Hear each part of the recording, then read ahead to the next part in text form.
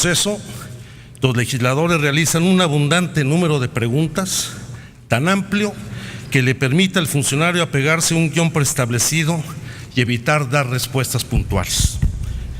Lo mismo sucede con algunos legisladores, quienes se presentan a cumplir con este ritual, trayendo consigo, incluso por escrito, la réplica a las respuestas que dará el funcionario en turno.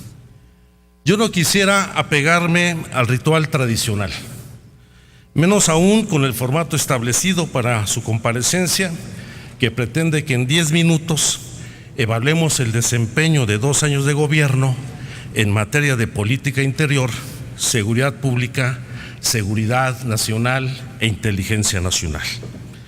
Yo quisiera mejor compartir con usted y con la opinión pública una reflexión respecto al papel que desempeña o que debería cumplir el secretario de Gobernación ante el regreso del PRI a la presidencia de la República, en un momento en que, a diferencia de la época del partido hegemónico, el Estado, sus instituciones y la figura presidencial se han debilitado. Durante la época del presidencialismo autoritario y del partido hegemónico, básicamente entre los gobiernos del presidente Lázaro Cárdenas y de Carlos Salinas de Gortari, el presidente de la República gozaba, además de las facultades que le otorgaban la Constitución y de las leyes, de las llamadas facultades metaconstitucionales, entre las cuales se encontraba desde el manejo de una partida secreta en el presupuesto de egresos de la Federación hasta la más importante, que era la de decidir a su sucesor. La fuerza del Ejecutivo era tal que anulaba la separación de poderes, subordinaba al Congreso al Poder Judicial y a los gobernadores, así como los grupos sociales, a través de un fuerte aparato de control corporativo desde el propio gobierno. En este esquema, el secretario de Gobernación se consideraba el hombre fuerte del gabinete, el operador político por excelencia, el enlace con los poderes de la Unión, con los gobernadores y grupos sociales, y controlaba también a los medios de comunicación. Así existieron secretarios que concentraron un gran poder político, como los inefables Gustavo Díaz Ordaz y Luis Echeverría, hasta el gobierno de Salinas de Gortari, cuando en gran medida la operación política pasó a la oficina de la presidencia. Con Ernesto Zedillo declinó el peso de la Secretaría de Gobernación. Tras la alternancia con el panismo, se debilitó aún más el papel de esta secretaría, cuando hasta la primera dama y sus aliadas tenían más poder que el propio secretario, lo que se profundizó durante el gobierno de Felipe Calderón, cuando el concepto de gobernabilidad se redujo a la guerra contra el crimen organizada, lo que obligó a la incorporación de las Fuerzas Armadas a las tareas que corresponden a la autoridad civil. Se atizó el avispero, se politizó la impartición de justicia y se hizo un manejo faccioso de la Secretaría de Seguridad Pública. En la Secretaría de Gobernación prevaleció el amiguismo y no hubo interlocución con el Congreso, y la propia debilidad del Ejecutivo permitió la feudalización del país y la formación de un sindicato de gobernadores, el cual usted conoció muy bien, así como el fortalecimiento de los poderes fácticos y el incremento de la violencia y la inseguridad. En resumen, se abandonó la política y se debilitó aún más al Estado y a sus instituciones. Ello favoreció al PRI con el apoyo de los poderes fácticos y de algunos medios de comunicación para su regreso, y que hoy pretenden crear la imagen de un presidencialismo fuerte. Al inicio del actual gobierno, cuando debatimos la reforma a la Ley Orgánica de la Administración Pública Federal, la mayoría priista en este Congreso argumentó que se buscaba fortalecer las funciones de la Secretaría de Gobernación al fusionar las tareas de política interior con las de seguridad pública para remontar la falta de conducción política y la ineficacia de la estrategia de combate a la inseguridad pública. Como lo advertimos desde entonces, se abandonó de nueva cuenta la política y la Secretaría de Gobernación hoy está reducida a atender los asuntos de la seguridad pública, anulando en algunos casos a la autoridad local, como acontece con la presencia de la Policía Federal Preventiva y la nueva Gendarmería Nacional en Michoacán, en Tamaulipas, en Valle de Bravo y en el sur del Estado de México. Por supuesto, eventualmente participa ante los desastres derivados de fenómenos meteorológicos. La relación con los grupos sociales es prácticamente inexistente.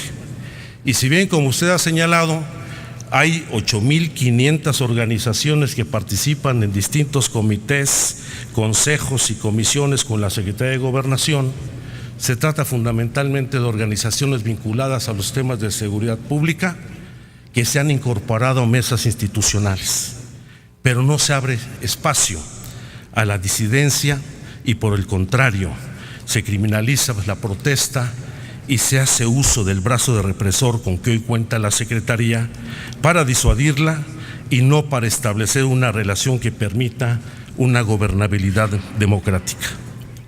La mayor parte de la operación política en nuestro país ha pasado de nueva cuenta a la Presidencia de la República. Desde ahí se centraliza el poder, se establece la relación con el Congreso, se elaboran y se cabildean las reformas legales, se establecen pactos políticos con un sector de la oposición, se atenta contra el federalismo, se nombran comisionados especiales que, al igual que virreyes, desplazan a las autoridades locales e imponen los dictados del gobierno central, mientras las Fuerzas Armadas y la nueva Gendarmería ocupan territorios y asumen facultades que corresponden a los estados y municipios. Desde la Presidencia de la República se asume además el control de las participaciones federales y de las haciendas públicas locales. Se busca de nueva cuenta fortalecer la figura presidencial sin recuperar la fortaleza del Estado. A través de los medios de comunicación y de los grupos de poder económico, se quiere crear un nuevo presidencialismo, no un Estado fuerte, y contar con un presidente fuerte dentro de un Estado débil permite a los poderes fácticos detentar el poder real y convierte a la presidencia en vocera de esos grupos. Hoy, todos los indicadores de gobernabilidad continúan a la baja. La expectativa de crecimiento económico para este año cayó de 3.9% al 2.6%. La violencia supera la registrada en el gobierno anterior. De acuerdo con información del Sistema Nacional de Seguridad Pública, entre diciembre de 2012 y junio de 2014 se denunciaron 899 homicidios dolosos o culposos, cifra superior en 14.205 homicidios a los registrados en los primeros 20 meses del gobierno de Felipe Calderón. De acuerdo con el Observatorio Nacional Ciudadano, México es el país con más secuestros en el mundo, donde se registra un secuestro cada 3 horas. De diciembre de 2012 a junio de 2014 se registraron 1.946 casos, continuando al alza las denuncias por extorsión y lamentablemente los feminicidios. La pobreza alcanza a 60 millones de mexicanos. El desempleo en julio pasado se incrementó al 5.5% de la población económicamente activa y el subempleo al 8.3%. Entre 2008 y 2014 se perdieron 1.983.000 empleos. En el mismo periodo, y de acuerdo con el informe México ¿Cómo vamos?, la población que no puede adquirir la canasta alimentaria básica pasó del 48 al 50% de la población. El 13% de la población ocupada, 7 millones de mexicanas y de mexicanos, perciben el salario mínimo, el cual ha perdido el 70% de su poder adquisitivo en 4 décadas. De acuerdo a la Organización Internacional del Trabajo, el salario mínimo está por debajo de los niveles del mercado, aún tratándose de los trabajadores calificados, y es el único país donde el valor del salario mínimo es inferior al umbral de pobreza per cápita. Por eso, y estos son los indicadores reales, el indicador fundamental de la gobernabilidad es el del bienestar de la población. Lo que no se consigue repartiendo despensas. Las violaciones a los derechos humanos de los migrantes y de los menores no acompañados son una vergüenza, como lo es el desempeño del Instituto Nacional de Migración. En el Poder Judicial prevalece la corrupción y los desastres ambientales quedan en la impunidad.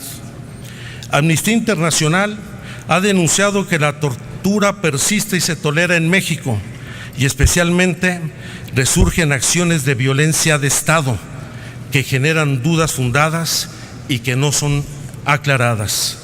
Pongo un solo ejemplo, entre otros que podría presentar: el del enfrentamiento de las Fuerzas Armadas con presuntos delincuentes en el municipio de Tlatlaya, en el Estado de México, el pasado 30 de junio, donde diversas fuentes periodísticas y observadores de la Oficina de la Alta Comisionada para los Derechos Humanos en México han señalado que existen evidencias para presumir que más que un enfrentamiento se trató de la ejecución de 22 personas sin que hasta ahora se haya aclarado ni dado ninguna respuesta. Señor secretario, no se puede regresar a los tiempos de la Secretaría de Gobernación dedicada al control político. No vamos a permitir una secretaría que se asuma como policía política, ni que resurjan las prácticas de la guerra sucia que vivió el país en los años 70. El país necesita una Secretaría de Gobernación que haga política, que escuche a la sociedad y establezca canales de interlocución con sus organizaciones para dirimir conflictos y resolver sus legítimas demandas. Se requiere una gobernabilidad democrática, no un gobierno fundado en la manipulación mediática de la opinión pública y que utilice el poder seductor del Estado para corromper y comprar conciencias, ni que vea en la gestión pública la oportunidad perversa de asociar la política con los negocios. Señor secretario, queremos debatir con el responsable de la política interior y de la seguridad nacional, no con el jefe de la policía.